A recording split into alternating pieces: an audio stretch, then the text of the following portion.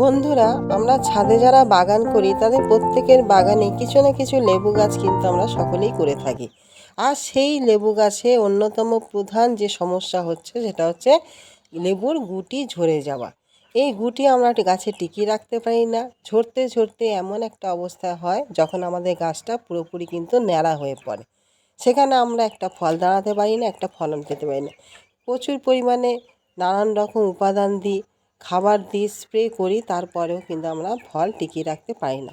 আমরা কি করব, কিভাবে এই ফল গাছে টিকিয়ে রাখবো, কি কি কাজ আমাদের করতে হবে? তার জন্য আমাদের দরকার হচ্ছে যে আমাদের যখন ফুল আসে সেই ফুল থেকে গুটি কিভাবে সেট হবে এবং সেই গুটি আমরা কি যত্ন পরিচর্যা নেব, কি কি স্প্রে করব, কি খাবার প্রদান করব, সেই সমস্ত কিছু যদি আমরা সঠিকভাবে করতে পারি তবেই কিন্তু আমরা গাছে গুঁড়িটাকে ধরে রাখতে পারবো। তাহলেই কিন্তু আমাদের গাছ ভরে ফুল আসবে এবং সেখান থেকে কিন্তু প্রচুর মাত্রায় গুটিও সেট হবে। সেই সমস্ত নিয়ে আজকের ভিডিও। বন্ধুরা, পুরো ভিডিওটা দেখবেন, স্কিপ করবেন না। আশা করি আপনাদের সকলে উপকারে আসবে। নমস্কার বন্ধুরা, আমি শ্রাবন্তী, আপনাদের সবাইকে জানাই আমার গ্রিনলুক গার্ডেনে স্বাগত।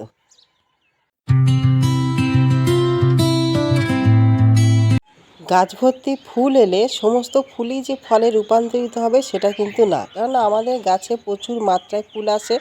তার মধ্যে অধিকাংশ থাকে পুরুষ ফুল, যা কোনোদিনও আমাদের ফলের গুটিতে পরিণত হয় না। থাকে কিছু স্ত্রী ফুল, যে স্ত্রী ফুলও অনেক ঝরে যায় বিভিন্ন কারণে। তার অন্যতম প্রধান কারণ হচ্ছে কি না, পুষ্টির অভাব, কীটপতঙ্গের আক্রমণ, ফাঙ্গাসের আক্রমণ এবং জলের অভাবে অনেক সময় আমাদের স্ত্রী ফুল ঝরে যেতে দেখা যায়। তার মধ্যে কিছু স্ত্রী ফুল টিকে যায়, ছোট ছোট গুটি আকার ধারণ করে, আবার সেখানে সেই গুটিও কিন্তু অনেক সময় ঝরে পড়ে। কেন, আমাদের গাছের একটা নিজস্ব ক্ষমতা রয়েছে। একটা গাছের সাইজ হোক, বয়স হোক, টব হোক, এটার উপর নির্ভর করে যে আমাদের গাছটা কতটা পরিমাণ ফল ধরে রাখতে পারবে। সে যতটা পরিমাণ নিজের শরীরে ফলটাকে টিকিয়ে রাখতে পারবে সেই পরিমাণ ফল রেখে বাকি ফল কিন্তু সে ঝুরিয়ে পড়ে। কিন্তু আমাদের যেটা প্রয়োজন, যেটা গাছ ধরে রাখার দরকার, তার তুলনায় যদি আমাদের বেশি মাত্রায় ফল ঝরে যায় তখনই কিন্তু আমাদের চিন্তার কারণ হয়ে দাঁড়ায়। সেই জন্য আমাদের এর প্রতিকার সঠিক পরিচর্যা ও যত্ন করতে হবে। বিশেষ করে আমাদের যখন ফুল আসে, ফুল থেকে যখন ছোট ছোট গুটি সেট হয়, তখন কিন্তু আমাদের প্রথম যে কাজটি করতে হবে সেটি হচ্ছে একটি ফাঙ্গিসাইড দেওয়া, যাতে আমাদের সে সমস্ত গুটিতে যেন ফাঙ্গাসের আক্রমণ না ঘটে। তার সঙ্গে আমাদের দিতে হবে একটা কীটনাশক, কেন এই সময়ে হপার পোকা, থ্রিপস, মাইটস এবং চোষক পোকা প্রচুর পরিমাণে কিন্তু আক্রমণ করে আমাদের ফলগুলোতে, যা আমরা খালি চোখে লক্ষ্য করতে পারি না, কিন্তু আমাদের বোটার রসগুলো খেয়ে নেয়। ফলে কিন্তু আমাদের ফলগুলো ঝরে পড়তে দেখা যায়। সেই জন্য প্রথম অবস্থাতেই যখনই আমাদের ছোট ছোট দানাগুলো দেখা দেবে তখনই কিন্তু আমাদের একটা ফাঙ্গিসাইড, এখানে অ্যান্ট্রাকল ব্যবহার করবেন, সবথেকে ভালো কাজ দেয়। আর যদি না থাকে, যে কোনো একটা ভালো ফাঙ্গিসাইড আপনারা ব্যবহার করবেন। তার সঙ্গে একটা ভালো মানের কীটনাশক অবশ্যই ব্যবহার করবেন। দুটো জিনিস একত্রে নিয়ে আপনারা দিতে পারেন, আলাদা আলাদাভাবেও দিতে পারেন। যদি আলাদাভাবে দিতে চান অন্তত 2 থেকে 3 দিনের গ্যাপে দেবেন, কিন্তু সবথেকে ভালো হয় দুটো একসাথে মিশিয়ে আপনারা স্প্রে করবেন। এটা গেল আমাদের প্রথম কাজ, যেটা প্রথমে অতি অবশ্যই কিন্তু আমাদের করে রাখতে হবে, কারণ এইটা আমরা যদি করতে না পারি, আমরা খাবার প্রদান করলেও কিন্তু আমরা ফলকে টিকিয়ে রাখতে পারবো না। সেকেন্ড যে কাজটা হচ্ছে সেটা হচ্ছে যে আমাদের একটা নিউট্রিশনযুক্ত খাবার গাছকে প্রদান করা, যাতে করে আমাদের এই সমস্ত যে গুটিগুলো সেট হয়েছে সেগুলো যেন পুষ্টি পেতে পারে। কেন, পুষ্টির অভাবে কিন্তু আমাদের গাছে গুটি ঝরে পড়বে। এখানে আপনাদের যেটা দিতে হবে সেটা হচ্ছে পটাশিয়াম এবং ফসফরাসযুক্ত খাবার। তার সঙ্গে অতি অবশ্যই কিন্তু আমাদের জিঙ্ক আর বোরন কিন্তু থাকবে। তার সঙ্গে থাকবে সালফার, ম্যাগনেসিয়াম, ক্যালসিয়াম, নানান রকম উপাদান।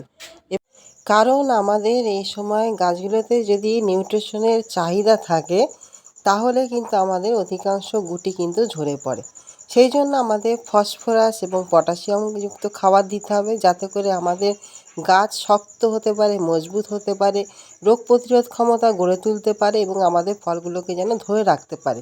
পাশাপাশি জিঙ্ক আর বোরন আমাদের ফলের কোয়ালিটি ভালো করবে, ফলটাকে গাছে টিকিয়ে রাখবে এবং তার সঙ্গে ফল ফেটে যাওয়া, ফলটা নষ্ট হয়ে যাওয়া কিন্তু দূর করবে।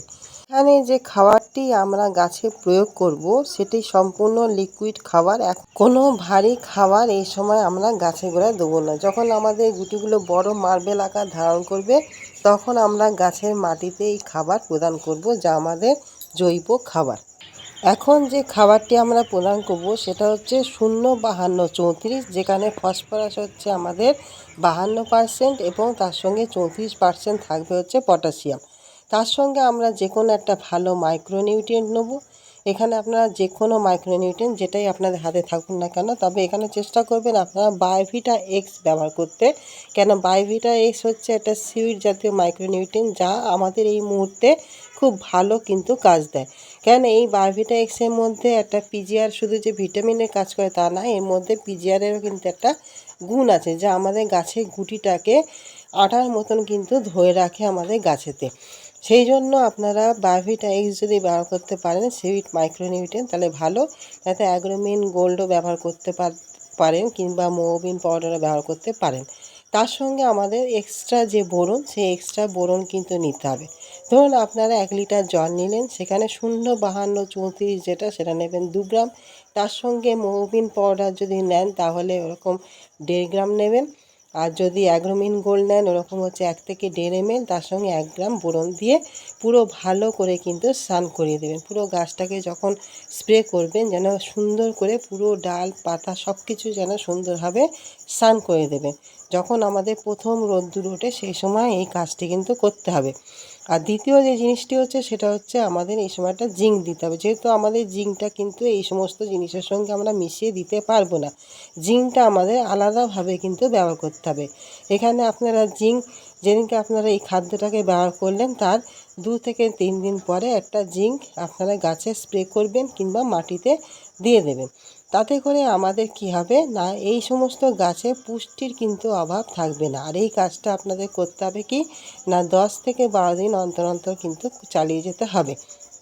আর আপনারা টবের মাটিতেও জৈব যে আমাদের তরল যে লিকুইড সারগুলো থাকে, যেমন সর্ষের খোল ভিজানো জল, সবজি পচানো জল, কলার খোসা, পেঁয়াজের খোসা ভিজানো জল, এই সমস্ত জিনিস কিন্তু আপনারা মাটিতে প্রয়োগ করবেন। তাতে করে আমাদের গাছটা সুন্দর হেলদি তৈরি হবে, তার পুষ্টিগুণ ক্ষমতা বৃদ্ধি পাবে, পাশাপাশি ফলগুলো সুন্দরভাবে কিন্তু বৃদ্ধি করবে। সেখানে আমাদের ফলগুলো ঝরে যাওয়ার কিন্তু আশঙ্কা অনেকটাই কিন্তু কমে যাবে।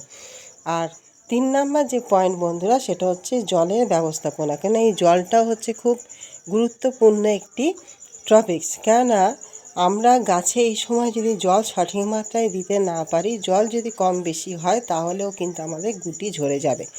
আমাদের গাছে গোড়া ময়েশ্চার রাখতে হবে, শুকনো করতে দিলে চলবে না। পাশাপাশি অতিরিক্ত টব ভাসিয়ে জল দিলেও কিন্তু চলবে না। সেটা আপনারা মাথায় রাখবেন, মাথায় রেখে কিন্তু আপনারা সেইভাবে কিন্তু জল দেবেন। আর 4 নাম্বার যে পয়েন্টটা বন্ধুরা, সেটা হচ্ছে কি না, এই সময় আপনারা একটা পিজিআর ব্যবহার করবেন। এই পিজিআর যে শুধু আমাদের ফুল আনতে কিন্তু সহায়তা করে না, ফুলের গুটিটাকেও ধরে রাখতে সহায়তা করে। বন্ধুরা, এই কটি পয়েন্ট যদি আপনারা সঠিকভাবে চালিয়ে যেতে পারেন তাহলে গুটি ঝরা কিন্তু চিরতরে বন্ধ হবে, আর গাছ ভরে কিন্তু হবে ফলন। আশা করি বন্ধুরা ভিডিওটা আপনাদের ভালো লাগবে, উপকারে আসবে। ভালো লাগলে অবশ্যই লাইক কমেন্ট শেয়ার করবেন। নতুন বন্ধু হলে অবশ্যই এটা সাবস্ক্রাইব করে আমার চ্যানেলের পাশে থাকবেন। আজকের মতন আসি, নমস্কার।